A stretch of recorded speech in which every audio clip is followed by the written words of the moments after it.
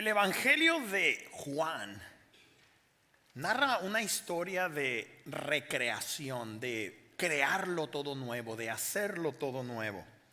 Y esta recreación comienza con creer en Jesús como el creador de la vida, como aquel que nos dio la vida.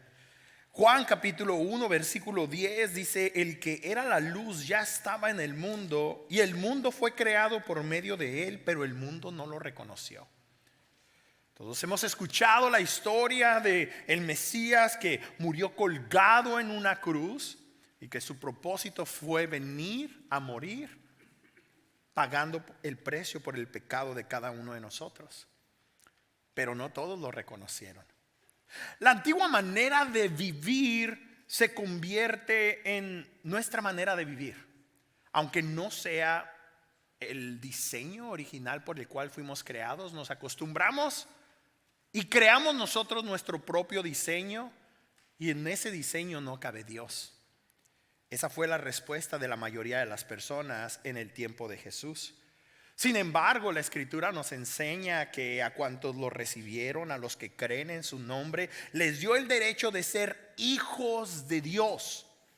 To all who believe in his name, he gave the right to become children of God. Y eso es lo que somos, hijos de Dios. Estos, dice Juan, el autor de este evangelio, no nacen de Dios, no nacen por voluntad humana. No se les ocurrió a ellos decir: voy a volver a nacer. Estos nacen de Dios. Y esos que creen en Jesús, por lo tanto, ahora son hijos, son hijas de Dios. That's who we are, children of God. Con Jesús vino la posibilidad de un nuevo comienzo para la humanidad. Con Jesús vino la oportunidad de volver a empezar. Con Jesús vino la razón para intentar de nuevo. Pero muchas personas no están dispuestas a aceptar a Jesús. En este nuevo comienzo, tú y yo podemos experimentar gracia como nunca la hemos experimentado. Y podemos experimentar la verdad de Jesús como nunca la hemos experimentado. Muchas personas alrededor de nosotros tienen un conocimiento acerca de lo que nosotros enseñamos, acerca de lo que la Biblia dice. Sin embargo, no necesariamente han experimentado la gracia y la verdad de Jesús en su interior. Pero no hay ninguna otra manera de poder comenzar de nuevo. Podemos intentar, podemos tratar de hacer cosas diferentes en nuestra vida y cosas buenas que podrán rendir mucho fruto, pero nuestro interior seguirá siendo el mismo, a menos de que comencemos de nuevo en este viaje con la persona de Jesús. Y cuando decidamos, cuando por fin decidamos decirle a Jesús: sí, Señor, te necesito como mi Salvador, quiero empezar a vivir para ti y hacer las cosas para ti y empezar a abrazar tu diseño en mi vida, no debemos de olvidar que seremos para ese tiempo unos bebés espirituales que necesitarán crecer. Eso es lo que sucede cuando nosotros comenzamos a vivir de nuevo. Cuando Dios nos da nueva vida, nos convertimos en unos bebés espirituales que tienen que crecer. Lamentablemente, muchas personas que dicen que son cristianos en algún momento levantaron su mano en un evento público diciendo que querían aceptar a Jesús, o vinieron a que oraran por ellos y derramaron sus lágrimas y le entregaron su vida al Señor, pero se fueron de ese lugar, de esa reunión, y nada o muy poco cambió. No vamos a cuestionar si estas personas son salvas o no. El caso es de que si lo son, se quedaron como bebés espirituales. No ha habido crecimiento y por lo tanto no hay fruto. A todos nos encantan los bebés, bueno, casi a todos. Quienes batallan más con los bebés son los papás. Nosotros los agarramos y los vemos y decimos: ¡ay, qué hermoso este bebé! Pero la mamá, que no ha dormido por los últimos 3 meses, está diciendo: ¡ay, verdad que sí! Muchas veces así de bebés estamos, a pesar de ya tener mucho tiempo caminando con Jesús. Ahora, ciertamente creer en Jesús es el punto de entrada para convertirnos en hijos de Dios, pero eso es el punto de entrada. Es el punto de entrada. Hubo legítimamente, sorprendentemente, de una manera milagrosa, un cambio interno que los teólogos le llamarían regeneración. Pero esa transformación, si es legítima, tiene que impactar todo nuestro ser, todas las áreas de nuestras vidas, no solamente la área espiritual de nuestra vida. Eso es lo que los teólogos y la escritura le llama santificación. Hemos sido transformados y seguimos siendo transformados. No queremos quedarnos como bebés, queremos crecer en el Señor. No queremos vivir nuestra nueva vida como cuando vivíamos la vieja. ¿Me escuchaste bien? No queremos vivir nuestra nueva vida como vivíamos la vieja. En la vieja vida éramos negligentes a todo lo que tenía que ver con Dios. Ahora en nuestra nueva vida tal vez hay conciencia de que Dios es real, pero no hacemos tiempo para pasar tiempo con Dios, convirtiéndonos en ateos en la práctica. Personas que tienen conocimiento del evangelio, personas que conocen las escrituras al revés y al derecho, personas que hacen sentir a otros culpables y miserables con su conocimiento de Dios, pero que no pueden poner en práctica lo que saben en cada área de su vida. Nuestra santificación solamente va a suceder cuando alineemos nuestra vida con el diseño de Dios. Y el día de hoy yo quiero que cada uno de nosotros como hijos de Dios seamos invitados a cada uno de estos puntos, de estas ideas que voy a estar compartiendo contigo, y que podamos avanzar en cada una de ellas para no quedarnos como bebés, para avanzar, para crecer. Y lo primero que tenemos que hacer es abrazar el diseño de Dios. We need to embrace God's design for our lives. Estamos viviendo la vida que nosotros hemos diseñado, pero muchas veces no estamos viviendo la vida que Él diseñó para que nosotros viviéramos. Nosotros nos hemos invertido en querer construir nuestra vida, en querer hacer de nuestra vida lo que hemos querido, pero no nos hemos invertido en vivir la vida para la cual hemos sido creados. Y si queremos empezar a conocer lo que Dios quiere de nosotros y cómo Él quiere que vivamos, tenemos que considerar su palabra, porque su palabra es como los planos que usa el arquitecto y el ingeniero para levantar una edificación. ¿Sabes que hay personas que tienen buen ojo? Hay personas que tienen buena idea y buena imaginación, y a lo mejor tienen la capacidad de crear algo simplemente que está en su cabeza. Pero la mayoría de las personas que tuvieran esta capacidad tendrían que trabajar absolutamente solos, porque nadie les podría seguir el rollo. Nadie podría entender qué es lo que están haciendo y a dónde van.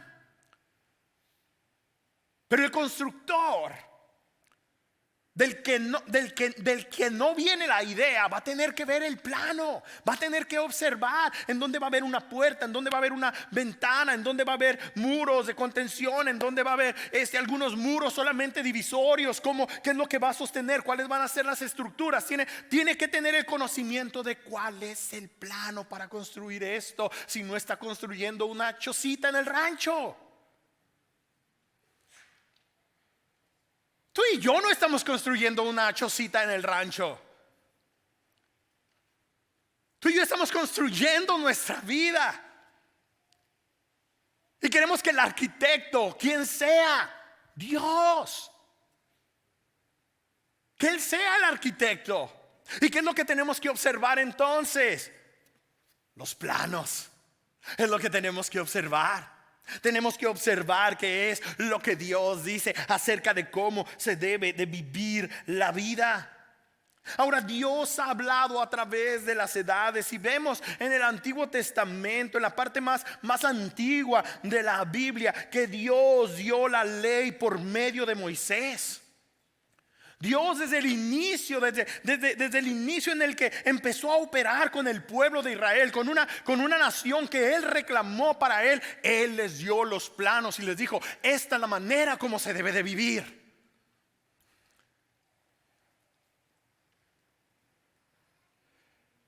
Pero la gracia y la verdad nos han llegado por medio de Jesucristo. ¿Cuál es el contraste? ¿Significa esto que la ley es mala? No, de ninguna manera.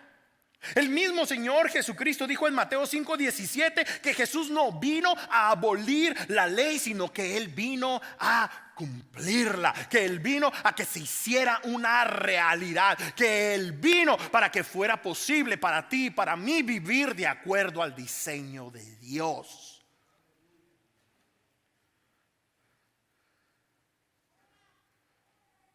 Así es de que ciertamente la ley fue dada. Y Jesús viene y dice sí y amén a la ley de Dios. Pero Él viene con gracia, reconociendo y sabiendo que no estamos ahí, pero invitándonos a de que a pesar de que no estemos ahí, de que no estemos viviendo esa calidad de vida, podamos decirle: Señor, ten misericordia, Señor, ayúdame. Y Él mostró su gracia para que nosotros pudiésemos vivir esa clase de vida. Es una vida nueva. Bajo la ley, Dios demandaba que fuésemos justos. A través de Cristo Jesús, Dios nos mostró que en su gracia es posible para nosotros ser justificados, pues, por la fe, por medio de nuestro Señor Jesucristo. Una nueva humanidad ha llegado. Una nueva humanidad, una nueva manera de vivir ha llegado para cada persona que se rinde a los pies de Jesús y le entrega su vida para que Él se convierta en su Salvador y en su Señor. Eso es lo que el apóstol Pablo diría en 2 Corintios 5:17. Si alguno está en Cristo, es una nueva creación. Lo viejo ha quedado atrás. Ha llegado la novedad, ha llegado lo nuevo, ha llegado una nueva manera de vivir, un nuevo estilo, un nuevo diseño, una nueva manera. Ya no es lo antiguo. Lo antiguo tenía sus reglas y sus regulaciones. Y muchas de esas reglas y muchas de esas regulaciones nosotros las impusimos, la sociedad las impuso sobre nosotros, nuestras familias de orígenes la impuso sobre nosotros. Pero ahora no estamos viendo a esos diseños. Ahora estamos buscando el diseño de Dios para nosotros. El problema es que estamos en esta encrucijada porque a algunos de nosotros nos gustan más las reglas que la nueva vida. A algunos de nosotros nos interesa más el dime cómo lo hago. No me importa conocer el por qué. Dime cómo llego para allá. No me importa saber el razonamiento detrás de ello. Lo único que queremos es que nos den reglas como si fuéramos tan buenos para cumplirlas, ¿verdad que sí? La misma escritura nos enseña que por la ley ninguna sola persona fue salvada. Pero eso es lo que decimos que nos gusta, eso es lo que presumimos que podemos hacer. Denme las reglas y las seguimos. Pero hemos fallado en eso. Pero eso nos atrae en lugar de ser atraídos a una novedad de vida. Porque una novedad de vida es de preocuparse. Una novedad de vida es muy distinta a lo que estamos acostumbrados.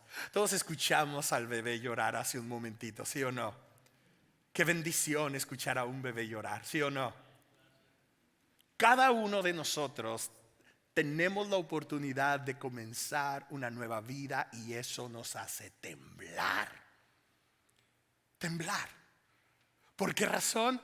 Porque como un bebé tendrías que disponerte para estar en los brazos de papá, para que él te cuide, para que él te mime, para que él te dé de comer, para que él te enseñe, para que él esté ahí contigo. Y no queremos hacer eso. Ya queremos ser grandotes. Ya queremos hacer lo que nosotros queremos, como nosotros queremos. No queremos volver a empezar. Mejor dame las reglas. Yo ya estoy grande, yo la puedo hacer. Dime cómo, dime qué tan alto debo de brincar y brinco. Pero esa no es la invitación de Dios. La invitación de Dios es: tienes que empezar de cero. Tienes que volver a empezar. Y una vez que estás dispuesto a decirle al Señor: aquí está mi vida, me entrego a tu diseño, entonces vas a empezar a conocer su corazón. Es fascinante ver a las criaturas tan pequeñitas cómo aprenden a distinguir los brazos de papá, los brazos de mamá. Es sorprendente cómo pueden oler que la comida está cerquita de ellos. Es sorprendente también aprender cómo nos manipulan bien sabroso cuando son bebés. Y cuando el bebé llora y la mamá, ay, mis hijos, sale corriendo para hacer todo lo que sea necesario para que el bebé deje de llorar, el bebé, pum, inmediatamente aprende y conoce más de mamá, de papá. Tú y yo debemos de aprender a conocer el corazón de Dios. Pero muchos de nosotros estamos muy distantes de su corazón, porque no nos hemos depositado en sus brazos como si fuéramos frágiles. No nos hemos depositado en sus brazos como si Él supiera más que nosotros. No nos hemos depositado en sus brazos como con una condición, con una idea de que yo no puedo, pero tú sí puedes. No conocemos su corazón. Lo único que conocemos es el nuestro. Lo único que conocemos es lo que nosotros queremos. Y la vida la vivimos para cumplir esas metas y esos logros que son nuestros. Que son nuestros. Juan capítulo 1 versículo 18 dice: a Dios nunca, jamás nadie lo ha visto. El Hijo unigénito, que es Dios y que vive en unión íntima con el Padre, nos lo ha dado a conocer. Esto es clave, esto es importante, esto es valioso. No one has ever seen God, but the one and only Son has made him known. ¿Quieres conocer al Padre? Tienes que conocer al Hijo. ¿Quieres tener una relación con el Padre? Tienes que tener una relación con el Hijo. En el Hijo de Dios, en Jesús, el Cristo, podemos ver el carácter de Dios. Podemos conocer el carácter de Dios. ¿Qué clase de carácter tenía Jesús? Un hermoso carácter. Lleno de amor, lleno de gozo, lleno de paz, lleno de paciencia. Vaya, el fruto del Espíritu era la viva imagen del carácter del Hijo de Dios. Y en Él finalmente podemos entender cuál es nuestra identidad también. Porque una vez que conocemos el corazón de Dios, empezamos a conocernos a nosotros también. No somos más que un bebé en sus brazos. No somos más que aquel que es débil y no lo puede todo. No somos más que aquel que ha sido creado para vivir para el Creador. Cuando conocemos a Jesús, cuando conocemos a Dios, aprendemos a conocer más acerca de nosotros. Y esa es una de las preguntas más fundamentales que los hombres más inteligentes y los más ignorantes en algún momento también se han preguntado. ¿Quién soy yo? Who am I? ¿Quién soy yo? ¿Soy como un bebé que depende de Dios? ¿Soy como un niño de 3 años que todavía necesita agarrarse de la mano de papá, de mamá para cruzar la carretera con el tráfico? ¿O pues soy el mero mero? ¿Soy el más chido de todos? ¿Soy Juan Camaney? ¿Quién soy yo? Y es maravilloso que el autor de ese evangelio, que se llamaba Juan, empieza a hablar de otro carácter importante en el evangelio, en la historia bíblica. Este personaje que se llamaba Juan el Bautista. Y Juan el Bautista era alguien que sabía muy bien quién era él. En el versículo 19 al 20, los judíos se le acercaron para preguntarle a Juan el Bautista quién era él. Hey, ¿quién eres tú?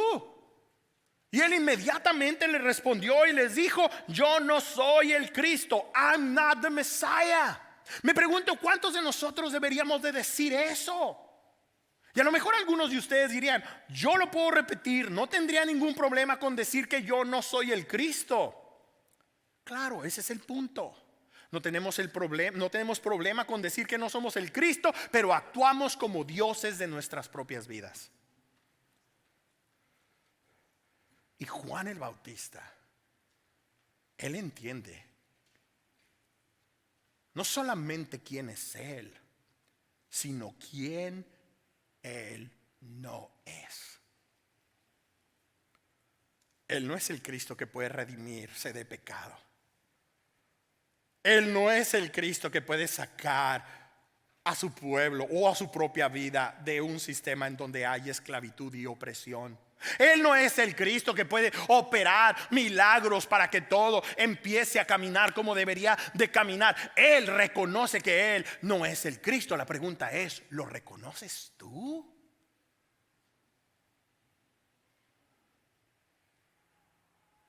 ¿Lo reconoces tú? Versículo 21 y 22 le preguntan estos líderes religiosos: ¿eres acaso Elías? ¿Eres el profeta?, refiriéndose a Moisés. Y él les dice: no. Entonces, ¿quién eres? Él prácticamente le responde que él no es el Mesías, que él no es Dios, sino que él es su siervo. Ahora es bien interesante que en una ocasión Jesús, en 2 ocasiones en los evangelios, vemos a Jesús diciendo que Juan el Bautista era Elías, era el tipo de Elías que habría de venir. Entonces, ¿por qué razón Juan el Bautista, cuando le preguntan: ¿eres Elías?, por qué razón él responde que no, cuando que Jesús dice: sí, él es aquel que habría de venir? ¿Por qué razón?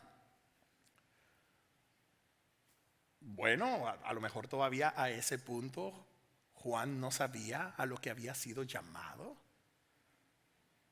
Y segundo, una persona que es un siervo jamás se va a poner en un pedestal muy elevado para ser admirado y ser adorado.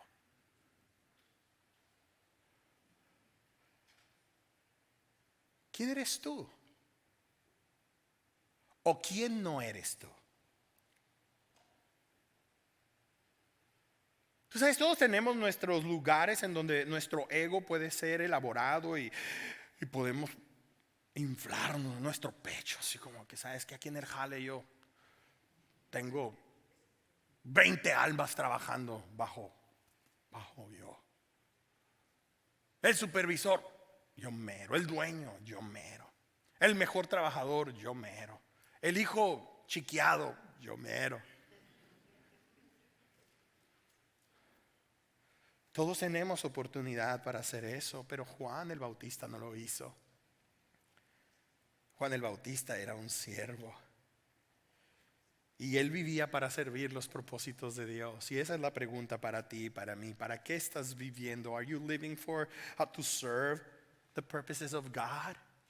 ¿Estás viviendo para servir los propósitos de Dios? ¿O estás viviendo para servir tus propios propósitos? En el versículo 23 dice: yo soy la voz del que grita en el desierto, enderecen el camino del Señor. Miren, este soy. Ustedes podrán decir que soy esto o que soy aquello, pero esto es lo que soy. Soy alguien que solamente viene a preparar el camino. ¿Qué hay con eso? Bueno, prácticamente es el que iba a venir a barrer antes de que llegara el Mesías. Era el que se iba a encargar de limpiar los pisos para que cuando llegara el Mesías estuviera todo presentable. Era el que iba a levantar su voz en el desierto para que se juntaran las multitudes y para que cuando llegara el momento en el que el Cordero de Dios hiciera su aparición en la escena de la humanidad, pudiera apuntar hacia Él y decir: Él es, yo no soy. Él es, yo no soy. Él puede, yo no puedo. Él salva, yo no salvo. Él tiene poder, yo no tengo poder. Él tiene autoridad, yo no tengo autoridad. Él es el jefe, Él es el Señor, Él es Dios mismo tomando forma de hombre encarnado. Él es, yo no soy.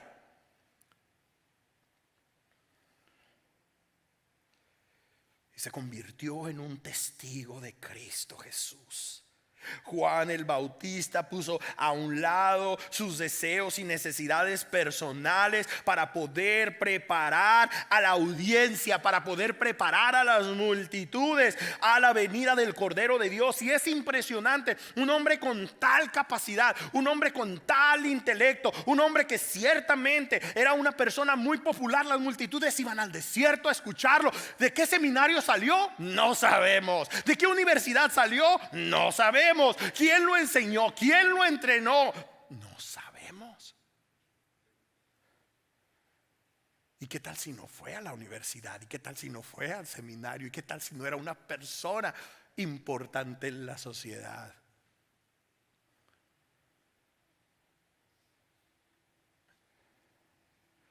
Cuando tú haces algo bien, muchas veces eso se convierte en tu identidad, ¿sí o no?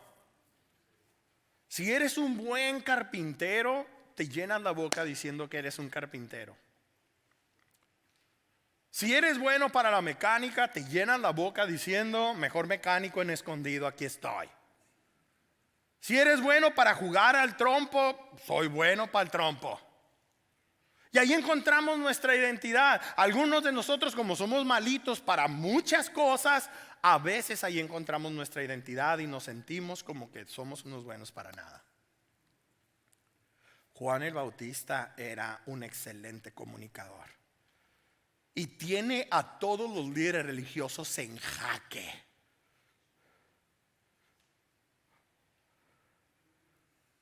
Los tiene a todos al borde. Les dice: generación de víboras, y al día siguiente vuelven a escucharlo. La gente le pregunta: ¿eres el Cristo? Y mira la humildad. Él bien pudiera haber dicho: ¿saben qué? Si soy alguien importante. ¿Saben qué? Si puedo empezar a crear un movimiento. ¿Saben qué? Si soy el pastor de aquí de la congregación, diríjame a mí, diríjase hacia mí como siervo. Es más, deme un besito en la mano. En fin, no se olvide de dar sus diezmos. Juan el Bautista no era esa clase de persona. Juan el Bautista era un siervo y abrazó el diseño de Dios. Conocía su corazón. y servía para sus propósitos. ¿Sabes que muchas veces nosotros pensamos que esto de servir a Dios es algo muy difícil? Y algunos de nosotros estamos hartos de que todo el tiempo en las iglesias nos estén hostigando y nos estén presionando para que estemos sirviendo. Y muchas veces, de hecho, en las iglesias las personas que son más movidas o extrovertidas o activas son las únicas personas que llegan a triunfar en la iglesia, y que toda la gente puede decir: wow, este hombre, esta mujer está todo el tiempo sirviendo, y yo no.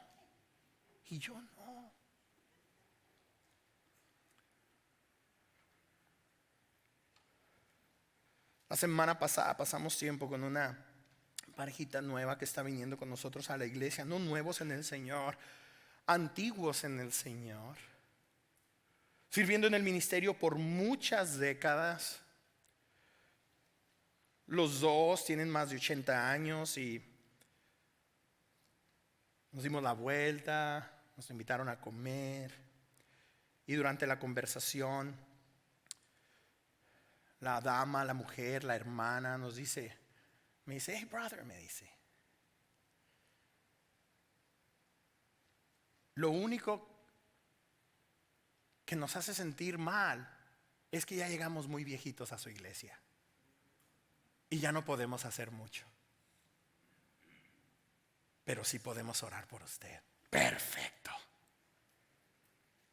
¿Qué voy a andar haciendo yo presionando a un par de personas de 80 años a que anden haciendo y deshaciendo cuando que ya no tienen las fuerzas, las energías, pero dicen: podemos orar? ¿Sabes que eso es lo más importante? No estoy hablando de la oración, sino de la disponibilidad del corazón, la motivación del corazón. Eso es lo más importante. Y ahorita lo que vamos a aprender y lo que vamos a ver de Juan el Bautista es que esta es una persona que entiende muy bien su llamado, que entiende muy bien quién es él, y que no le anda dando presión a la gente que hagan lo que él hace. Apunta a todos a Jesús, apunta a todos a Jesús, a todos. Juan el Bautista tenía esa habilidad de hacer la voluntad de Dios por el poder del Espíritu. Juan el Bautista fue lleno del Espíritu de Dios aún antes de nacer. Eso es lo que no sabemos de Juan el Bautista. Lo vemos como un hombre que está cubierto, que tiene ropaje de piel de camello y que solamente come avellanas y que come miel. No sabemos mucho de ello, pero lo más importante que podemos saber de Juan el Bautista es que era una persona llena del Espíritu de Dios. Abrazó el diseño de Dios, entendía el corazón de Dios. No le importó que en esa condición, en esa sociedad, él era un hombre relativamente joven. Está haciendo su ministerio a los 30 años. Ningún rabí, ninguna persona importante a esa edad estaba haciendo algo. Él era un hombre de 30 años solamente. Era un jovencito en esa cultura para ser un líder. Pero no solamente eso, era soltero. Era soltero. Algunos de nosotros no sabemos cómo vivir solteros. Ya tenemos 25 años y decimos: ya se me fue el avión. Ya tenemos 30 años y no sabemos cómo funcionar solteros. No sé por qué pasa eso, si toda la vida hemos estado solteros. Pero de repente, o sea, la sociedad nos ha lanzado este diseño, este molde, en donde ya no sabemos cómo funcionar a la manera de Dios, abrazar su diseño, vivir para su servicio de una manera que sea impactante. Y si tú dices: pues Juan el Bautista era uno, el Señor Jesucristo era también soltero.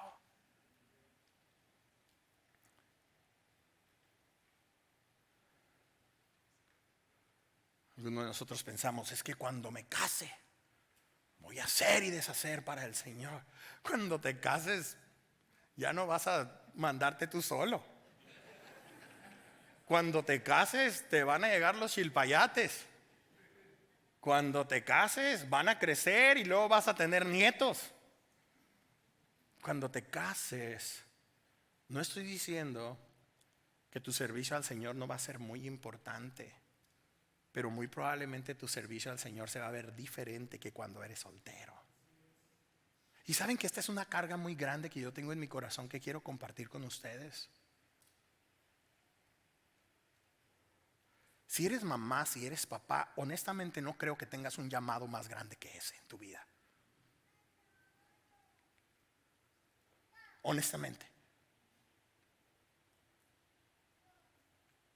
Si no tienes tiempo para servir en la comunidad, en la iglesia, porque tienes 3 chamacos y estás al tiro con ellos, ¿qué más servicio estás haciendo para Dios? Ahora, si no estás haciendo nada aquí y nada allá, pues entonces...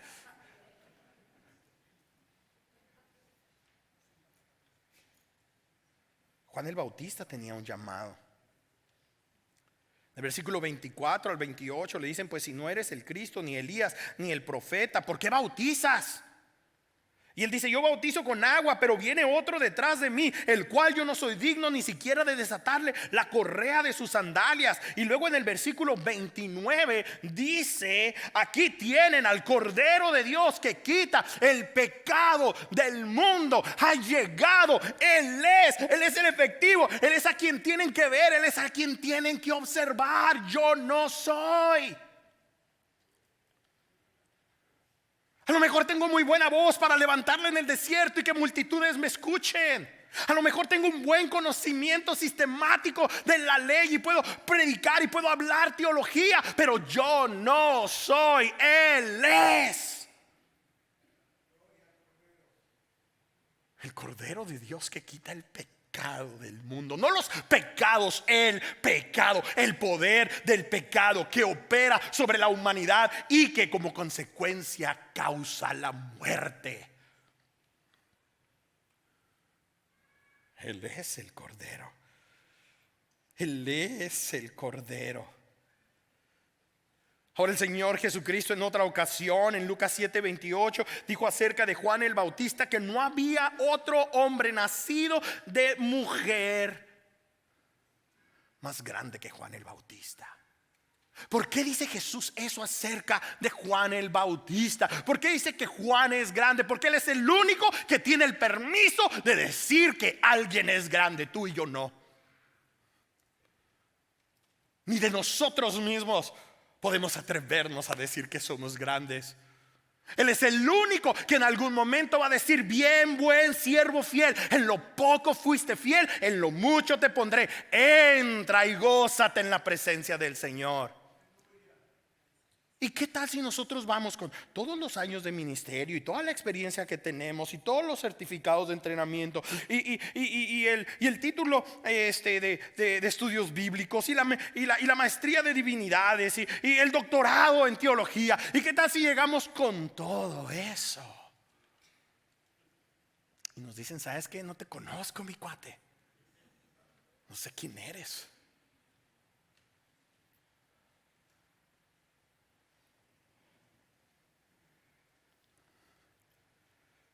Lo que está pasando aquí, lo que se está haciendo más evidente aquí, es que más importante es ser llenos del Espíritu que llenos de religiosidad. Es más importante ser llenos del Espíritu que llenos de religiosidad. Uno de los autores más prominentes en el habla inglés es C.S. Lewis. Muchos de sus libros han sido traducidos también al español. Uno de sus libros son Las cartas de un demonio a su sobrino, Screwtape Letters. Y este libro se trata de un tío, de un demonio acá pues pesado, digamos una autoridad, una potestad. Es alguien pesado, es un demonio pesado que le está dando instrucciones a su sobrinillo que apenas está pues haciendo sus pininos como demonio. Al final este sobrino falla porque no pudo ni siquiera obstaculizar que su encargado no conociera a Jesús y que su vida no empezara a crecer y a desarrollarse como un buen cristiano. No pudo impedir que este buen cristiano se casara, se encontrara una buena cristiana. No pudo impedir que este buen cristiano se convirtiera en parte integral de una comunidad cristiana que amaba a Dios. Y entonces el tío se enoja y le dice: y pues cuando te veas no te la vas a acabar. Esa es la trama del libro. Al final del libro, el tío está platicando en la Universidad de los Demonios. Y están ahí todos los que se van a graduar. Todos los que se van a graduar, ¿ok? Los que van a estar listos para ser lanzados a engañarnos a ti y a mí, a influenciarnos a ti y a mí, ¿ok? Entonces dice este autor, y todo esto es una historieta, no, esto no está en la Biblia, ¿ok? No van a decir: ay, el pastor. No, es un libro, ¿ok? Este demonio con alta jerarquía está hablándole a todos estos estudiantes que se van a graduar. Y una de las cosas que les dice a estos demonios es que el reino de la oscuridad no se pudiera sostener si la religión no existiera. De nuevo, el reino de la oscuridad no se va a poder sostener una vez que la religión deje de existir. ¿Por qué? Porque la religión nos hace y nos pone a nosotros en el lugar importante. Eso es lo que hace la religión. Y Juan el Bautista viene con un espíritu de Elías. ¿Y contra quién está predicando? Contra los líderes religiosos del momento, que están predicando de todo, mientras del Cordero de Dios que había de venir. ¿Cómo puede ser que alguien sin la letra, que alguien sin el entrenamiento, que alguien sin la educación pudiera apuntar al Mesías y no los catedráticos que se la pasaban en el templo hablando todo el tiempo de la ley? Eso es lo que Juan el Bautista sí podía hacer. Él sí podía testificar acerca del Hijo. Juan el Bautista vio el Espíritu de Dios viniendo desde el cielo en forma de paloma sobre la persona de Jesús cuando él lo bautizó. Y en el versículo 33 él reconoce, porque Dios le había dicho que el Mesías, que el Cordero de Dios que quita el pecado del mundo, habría de ser aquel sobre quien el Espíritu de Dios iba a descender. Y descendió sobre Jesús. Y ahora Juan el Bautista dice en el versículo 34: yo lo he visto y por eso testifico que este es el Hijo de Dios. I testify that this is God's chosen one.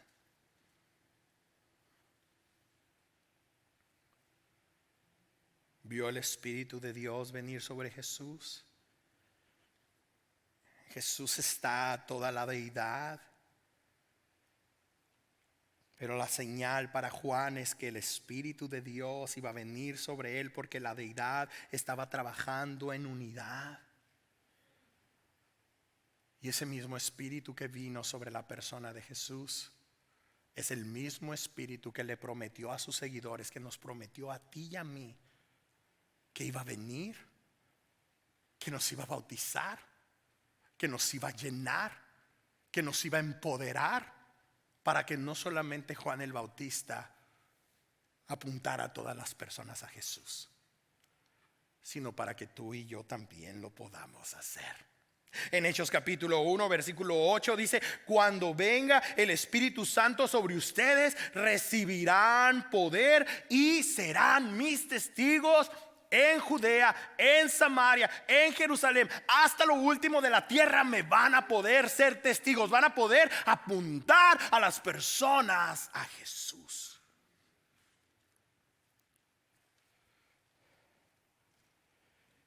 Porque ese mismo Espíritu opera en nosotros.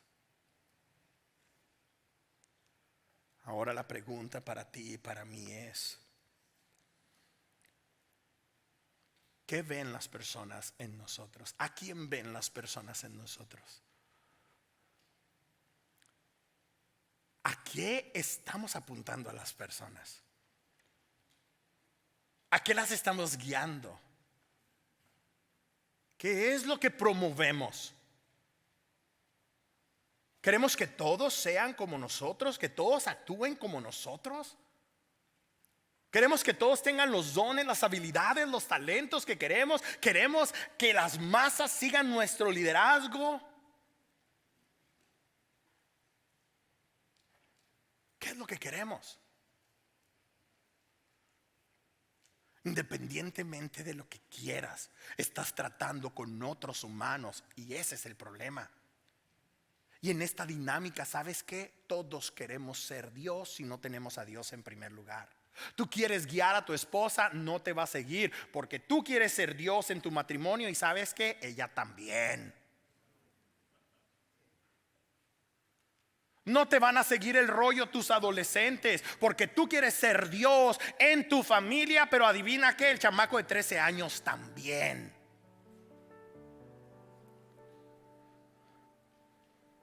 Tú quieres ser el efectivo en tu grupo, en tu congregación, en tu colonia, en donde quieras. Quieres ser el efectivo, pero no entiendes que la demás gente quiere ser la efectiva también. Y Juan el Bautista nos está enseñando: yo no soy.